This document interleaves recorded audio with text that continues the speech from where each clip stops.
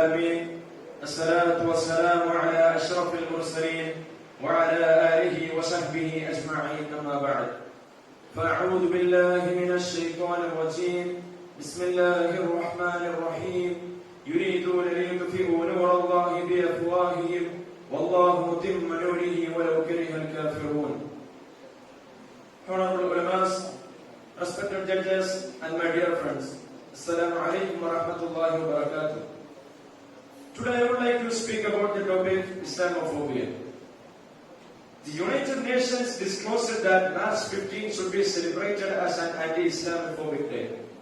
I'm also excited when I see this news first. Is there a need for celebrating a day as an anti-Islamophobic day? The answer is yes.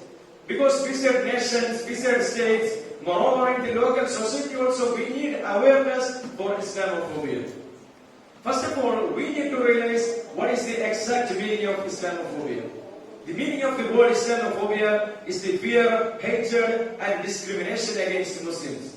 Islamophobia is a global phenomenon, but it differs from place to place and time to time. What we see in the Western countries is completely different from what we see in India.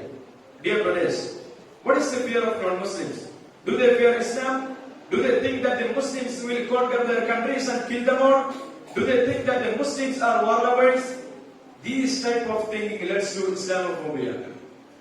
Islam didn't support any type of wars or terrorism. Look what Allah says in the Holy Quran, chapter number 5, verse number 64. كُلَّمَا أَوْقَدُوا نَارًا لِلْحَرْبِ أَطْفَأَهَا اللَّهُ. Every time they kindle the fire of war, Allah doth extinguish it. We all know about the attack that happened at the World Trade Center at 9th November. This attack is also called as 9/11 attack. After the 9/11 attack, Islamophobia increased rapidly, not only in America, not only in the European countries, but throughout the world. What are the causes of 9/11 attack? Are they Muslims? As per studies, their accused doesn't have any relation between Islam. But this 9/11 attack is considered as one of the major factors of the emergence of Islamophobia in America and in other European countries. The second major factor of the emergence of Islamophobia is the media. By the help of social media such as YouTube and Google, they tried their best to blame Islam. We all heard about the explosion that happened at Karamasheli 1 month ago. When it happened, all media covered their exclusive to know the person behind it.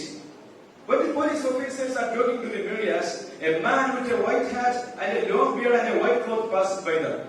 Soon he passed and some of the media changed their focus and disclosed that he is the defendant. After some hours, a man named Dominic Martin agreed that he is the defendant. Dear brothers, who told our community to think of a person who had a white hat, a long beard and a white cloth when they hear the word terrorism and terrorists? Who is behind it? 100% we can clarify our medias are responsible for that.